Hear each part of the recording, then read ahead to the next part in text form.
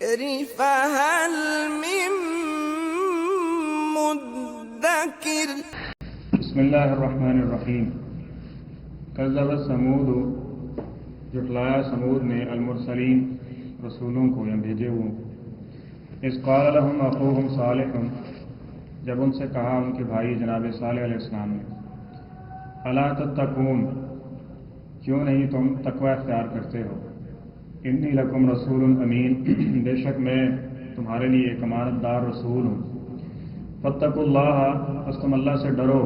واطیعون، اور میری اطاعت کرتے رہو۔ وما اسألکم علیہ من اجر، اور نہیں میں سوال کرتا تم سے اس پر کسی اجرت کا۔ ان اجری الا علی رب العالمین، نہیں ہے میری اجرت مگر رب العالمین پر۔ تترکون، کیا تم چھوڑ دیے جاؤ گے، فیما ہاہنا آمنین، جو کچھ یہاں ہے اس میں بے خوف ہو کے، فی جنات و عیون، باغات اور چشموں میں، وزروع، اور کھیتیاں، ونخل، اور کھجوریں، طلعها حضیم، جن کے خوشے بہت اونچے اونچے اور بھاری بھر ہیں، وتنحتون من الجبال، اور تم تراشتے ہو پہاڑوں میں سے، بیوتن، گھر، فرحین، خوشی کے لیے۔ فاتقوا اللہ، بس تم اللہ تعالیٰ سے ڈرو، واطیعون، اور میری اطاعت کرو، ولا تطیعوا، اور نہ تم پیروی کرو، امر المسرفین، حد سے گزر جانے والے لوگوں کی بات کی۔ الذین، وہ لوگ، یفسدون فی الارض، جو زمین میں فساد ہی مچاتے ہیں، ولا یصلحون، اور اصلاح نہیں کرتے ہیں۔ یہاں سمود جو بستی تھی، قوم تھی، ان کا واقعہ ذکر کیا جا رہا ہے، جن کی طرف اللہ تعالیٰ نے جناب صالح علیہ السلام کو نبوت اور رسالت دے کے مبعوث کیا تھا، تو انہوں نے بھی آغاز انہی جملے سے کیا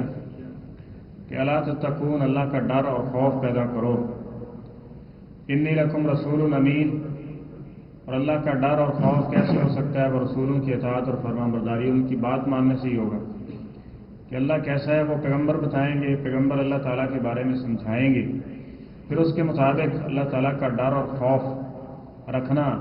یہی تقوی ہے، سمجھ لیں، اور اللہ تعالیٰ کی قرب نصیب کرتا ہے۔ تو لہٰذا تم اللہ سے ڈرو، واطیعون، اور میری اطاعت کرو۔ وما اسألکم علیہ من اجر ان اجری الا علی رب العالمین، اس پر میں تم سے کسی اس اجرت کا سوال نہیں کرتا، یعنی یہ اللہ تعالیٰ کی طرف سے لگائی ہوئی ذمہ داری اور ڈیوٹی ہے جس کو نبھا رہا ہوں، اور وہ خالق اور مالک ہے کہ تم نہیں بھی مانو گے تو وہ میرا اجر کبھی ضائع کرنے والا نہیں ہے۔ اتترکون فیما ہاہنا آمنین، باقی تم نے یہ سمجھ رکھا ہے کہ شاید ہم اس دنیا میں ہمیشہ رہیں گے اور ہم پر کوئی ہاتھ ڈالنے والا نہیں ہے، ہمیں کوئی پکڑ دکڑ کرنے والا نہیں ہے، ہمیں سے کوئی بدلہ لینے والا نہیں ہے، یا ہمارے نظام کو کوئی کنٹرول کرنے والا نہیں ہے۔ ایسے نہیں ہے کہ تم باغات اگ رہے ہیں، چشمے چل رہے ہیں، اسی طرح کھیتیاں ہیں، اور جناب کھجوریں ہیں جن کے خوشے اور جن کے تنے آسمان کو لگے ہوئے ہیں، بھاری برف خوشے ہیں، اور اس کے اندر اللہ تعالیٰ نے کس طرح سے مٹھاس اور یہ سارا بندوبست کر دیا۔ کیا یہ خود کار سسٹم کے تحت یہ سارا کچھ چل رہا ہے، یا اس پہ تمہارا کوئی اختیار یا تمہاری کوئی قدرت یا تمہارا کوئی اس میں عمل دخل ہے؟ جبکہ ایسا نہیں ہے،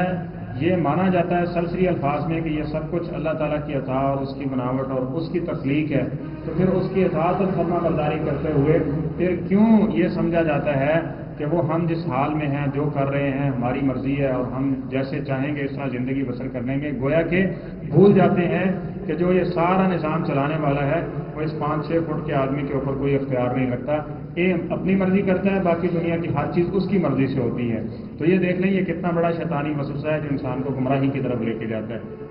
تو یہی چیزیں ان کی طرف اللہ تعالیٰ نے غور و فکر کی دعوت دی ہے، تو ان کو دیکھ لو، ان کو سمجھ لو، ایک پتا، ایک کھجور کا ایک دانہ، ایک گٹلی اس میں بننے والی، اس کے اوپر جو چھلکا ہے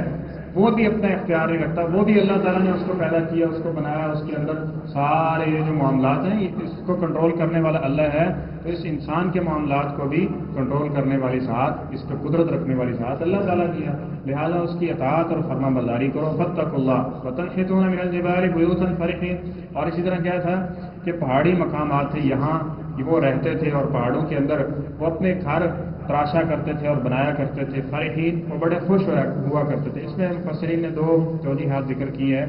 فرحین کا مطلب کیا ہے کہ عام طور پہ انہوں نے اپنی سیفٹی اور حفاظت کے لیے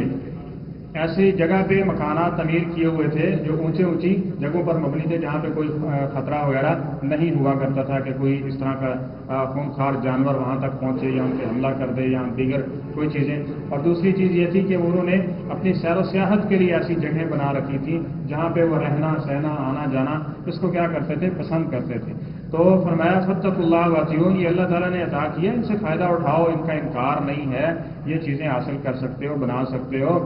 ٹھیک ہے۔ لیکن اس کے ساتھ یہ ہے کہ جس مالک اور خالق نے یہ عطا کیا اس کا ڈر اور خوف، اس کی اطاعت اور فرما برداری اور اس کے بھیجے ہوئے جو رسول اور پیغمبر ہیں ان کے اسوہ حسنہ پر عمل کرتے ہوئے ان چیزوں سے فائدہ اٹھا سکتے ہو۔ ولا تطیعوا امر المسرفین، حالت یہ ہے کہ ساری دنیا کی تخلیق کو اللہ تعالیٰ نے کی ہے، جو نعمتیں عطا کر رہا ہے وہ تمہیں اللہ تعالیٰ کی ذات عطا کر رہی ہے، لیکن جب بات ماننے کی بات آتی ہے تو اس کی مانتے ہو جو حد سے گزرا ہوا ہے، یعنی جس اللہ خالق اور مالک نے سب کچھ دیا اس کی بات ماننے کے لیے تیار نہیں ہے۔ اور جو انسان کا دشمن کہا گیا، عدو مبین کہا گیا، اس کا پیچھا کرتے ہیں، تاکہ پیچھا کیا وہ وسوسہ بھی ڈال دیتا تو اس کے پیچھے چل پڑتے ہیں۔ اور دوسری طرف انبیاء چیخ کے پکار کے دعوت دے کے ان کو بلا رہے ہیں لیکن وہ اس کی طرف آنے والے نہیں ہیں۔ تو یہ انسان کی ایک کم بختی اور کم عقلی ہے نا کہ ان چیزوں کو مان لیتا ہے۔ جس طرح آج کل کے دور میں اگر بات کی جائے تو سائنس اور ٹیکنالوجی تھوڑا سا ایک اس کے تجربے سے یا اس کی کچھ مشینیں ثابت کر دیتی ہیں کہ یوں سے یوں ہے تو وہ ماننے کے لیے تیار ہو جاتا ہے، لیکن قرآن پاک نے جو حقیقت ذکر کی ہے یا نبی کریم صلی اللہ علیہ وسلم نے جو بات ذکر کی ہے اس کے اوپر یقین اور ایمان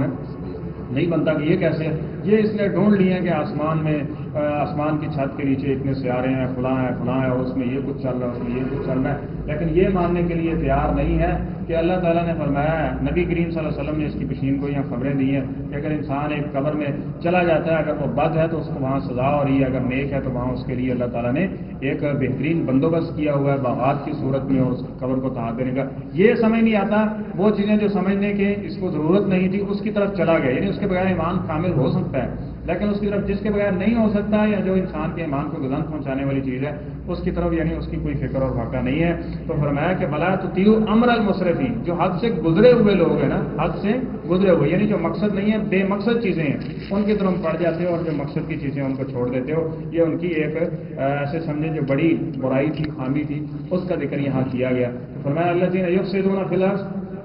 جن کا مقصد زمین میں دنگا فساد مچانا ہے، ولا یصلحون، اور وہ اصلاح نہیں کرنے والے ہیں۔ اور اس کا ذکر اللہ تعالیٰ نے قرآن پاک میں کیا کہ ان میں 9 لوگ تھے، 9 رہت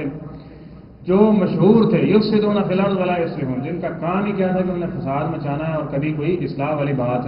نہیں کرنی۔ فرمایا تم ان کی بات مان لیتے ہو کہ ان کا دنیاوی طور پہ عارضی غلبہ ہے، اور جبکہ اس خالق اور مالک کا جو حقیقی طور پہ اس دنیا کے اوپر غالب ہے اور اس کائنات کو چلا رہا ہے اس کی بات سے کیوں کنارہ کشی اختیار کرتے ہو۔ تو دیکھیں گے سب سے زبردست وہ اللہ تعالیٰ کی ذات نظر آئے گی، سب سے زیادہ نعمت عطا کرنے والا کون ہے، وہ اللہ تعالیٰ کی ذات نظر آئے گی۔ تو اس لیے سب سے زیادہ اطاعت اور فرما برداری اور محبت وہ بھی اللہ تعالیٰ کے ساتھ اور اللہ کے پیغمبروں اور رسولوں کے ساتھ ہی کی جائے تو تبھی انسان کامیاب ہو سکتا ہے۔